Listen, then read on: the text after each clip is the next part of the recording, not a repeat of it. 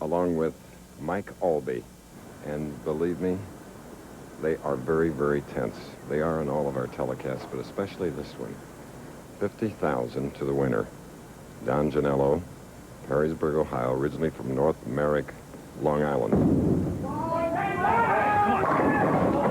And Don left a 10-pin, which he did last night in the final block of games. Total of 48 games for 52 winners in the Firestone Tournament of Champion, and now down to just 5. He'll try to cover the 10-pin a little bit to the right of center. Very smooth. Not so smooth there. You saw he stuck at the line, Bo Burton. Chris, you're right. Genalo, a very smooth player, but all the players had a bit of problem sticking at the line just before we came on air. I think there was a little bit of perspiration that came off of one of the players while he's warming up. They've taken some steel wool to it. It shouldn't be a factor. The only left-hander in the field, Mike Aulby.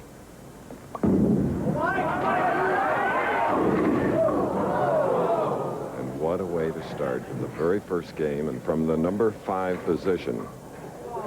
Here's a replay, a profile of his style. Mike Aulby, who was the bowler of the year, won over $200,000 last year, has a shoulder-high backswing, good deep knee bend, plays that extreme outside line down the left. Doesn't quite get up to the pocket on that shot, leaves the 3-7-9. So he gets the 2 pins, and it's an open frame. Not the way Mike Aulby wanted to start it. In the 22-year history of the Firestone, no bowler has come from the number 5 position to win. There have been 4 left-handers that have amassed a total of 6 titles here in the long run of this championship, and for the lefties, Mike is their only hope in this field today.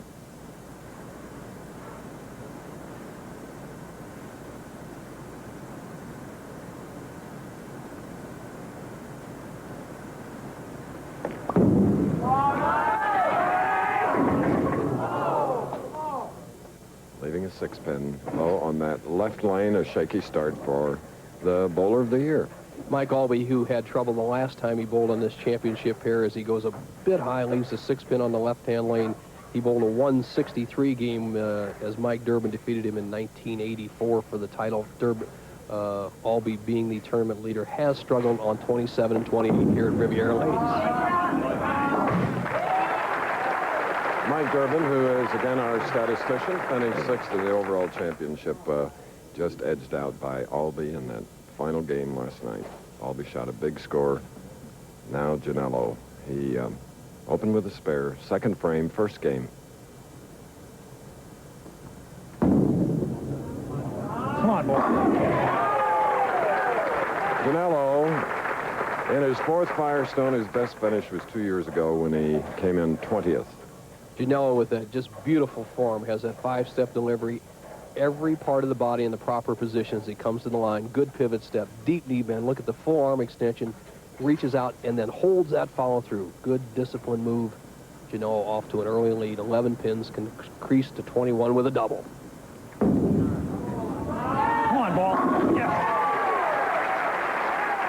Genalo is one of the bowlers, should he win today, that 50,000 would become the year's leader, money leader.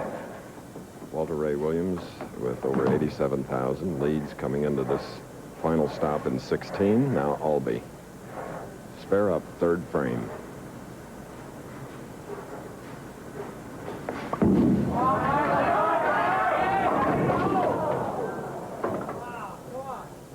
Now 4, 6, and 10. The same kind of trouble that Aulby ran into 1984. As Aulby's ball cuts through the pins, he leaves the wide open split there at the 4, 6, 10. He should just go for 2 pins. He's dug himself an early hole in this match. He'll need some strikes to get back in.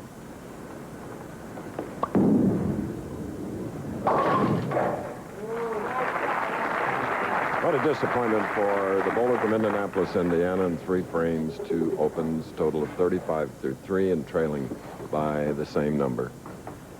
The importance of a championship pair to a player. Mike Aulby and many of the left-handers bowled so well at Garden City. Basically, they hit 21 and 22 at Garden City, our New York stop, every year, and yet they've struggled here on 27 and 28 at Riviera. So The lanes are picked at random for audience viewability, and it's just the luck of the draw. Let's see if Aulby can bounce back.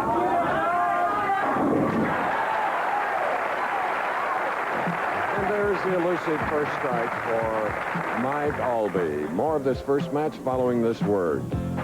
Don Genalo's wife, Mary, Harrisburg, Ohio. Laughs. They haven't been married that long. But her cooking has put a few pounds on Don Genalo, who leads by 35 pins, double working, fourth frame. Come on, baby. 10 pin on the right lane. The one pin that has stopped the players so many times this week, as Chris alluded to, 48-game format. You watch the ball of Genalo as it drives into 1-3. Looks like an ideal hit, but not to be. The 6-pin accelerates around the top of the 10. And very simply, Chris, they're using 3-pound, 8-ounce pins this week. The pocket's been fairly easy to hit. Carry the 10, you're away. Meanwhile, off to our right, Mark Baker, who will meet the winner of this first match. And is he exciting, colorful, and powerful? Along with Del Warren, are continuing to practice. Thus, you hear that pin fall. But here on our championship pair, Genalo now in the 5th frame, spare up.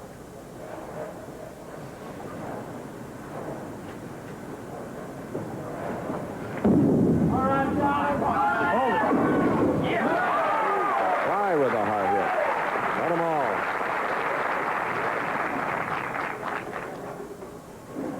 Watch the action of the 2-pin, the 3rd pin on the left-hand part of your screen. It goes to the sideboard, drives out the 4-7.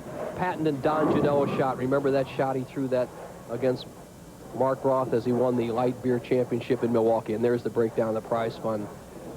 I think $123,000 they're available for the players today. A lot of bucks. Aulby to close the gap. He can trail by 24 with a strike. Exactly what he needed. Needed it on that right lane to give him the confidence. Has 1 strike. One of his only 2, as you see on the left lane. So now he moves back over there.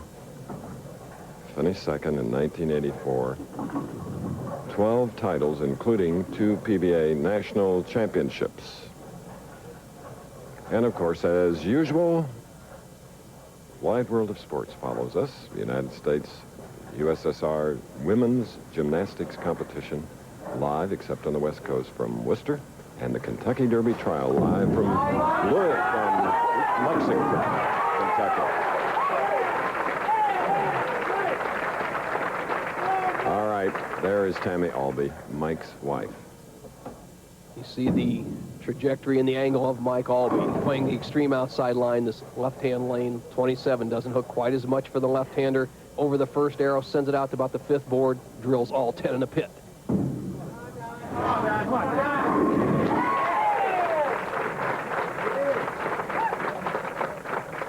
The characteristic of the championship pair showing up. It's a very evenly matched pair as far as the amount of break and angle for right-handed bowlers. The left-hand lane, 27, hooks just a pinch more, as evidenced by the trip 4-pin by Genalo in the 5th frame. The right-hand lane, all the players seem to like.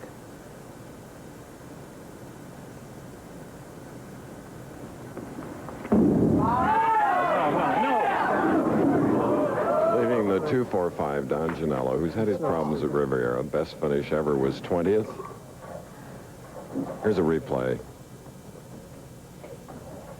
Don Genalo makes a move on the lane, adjusts for the 4-pin, and he sends it a little wider and gets the 2-4-5. The trick that Durbin, who has won this championship 3 times, had on this pair. He always threw a pinch harder on the left-hand lane instead of adjusting. Our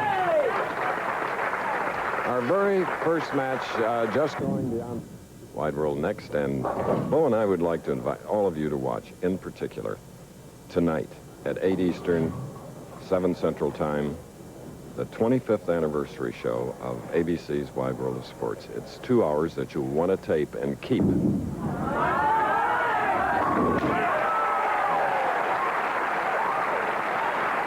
high in the air, fired up now. Aulby has everything in the right position now. He's figured both lanes out. This will be 4 strikes in a row to cut the margin of Don Genalo down to just 11 pins. Gets a good knee bend, good extension, sends it out to the 3rd board. Watch the ball do the work. He knows it's there. Aulby can feel the momentum. He can cut the lead of Don Genalo's down to just 1 pin with a strike here in the 8th. Looking away. No. And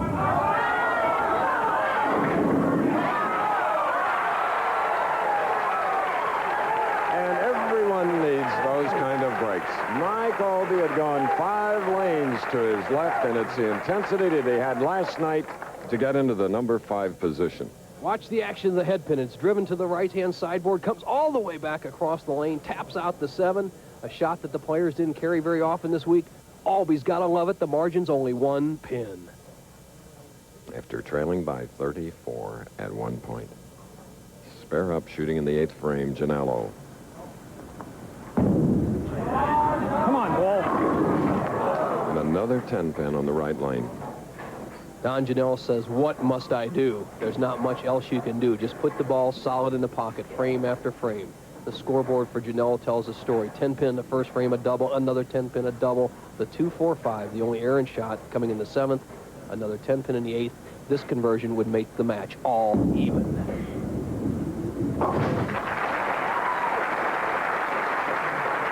man that earlier this year won the Light Beer Championship in Milwaukee, Wisconsin, defeating Mark Roth.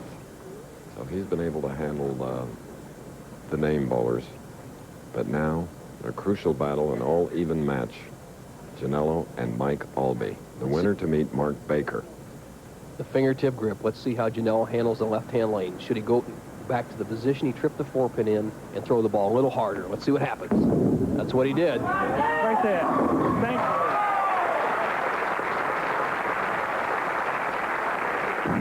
28-year-old who's won 5 titles with shots like this. The key to top championship bowling, the ability to recognize what you have to do, adjust, and then make the shot under pressure. Still look at him hold that follow through. The good revolution. See you later, 10 in the pit. Aulby, for the first time, can take the lead, though. He has 5 strikes in a row working. Coming up 9th frame, the match is even. He's on the right lane.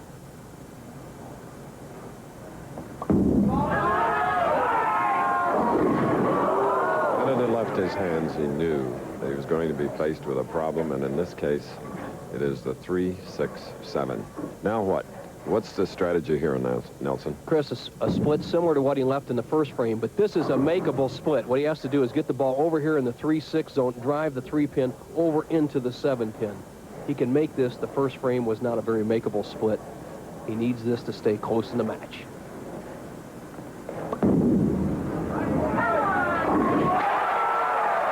Split conversions. This one by Mike Aulby.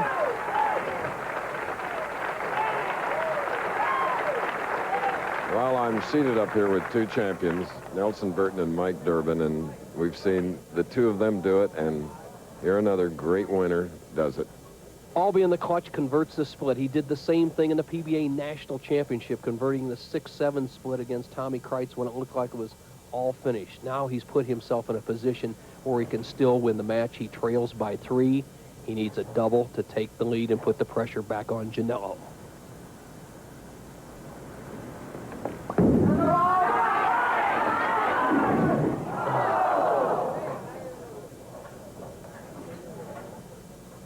The 6-pin.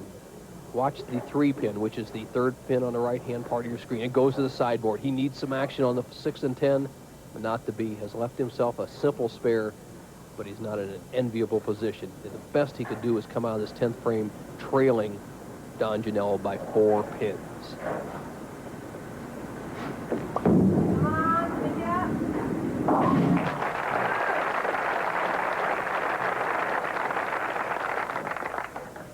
Pins.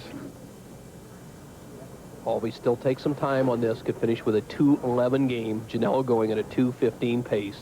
Would have to fill 17 pins in the 10th frame to win the match.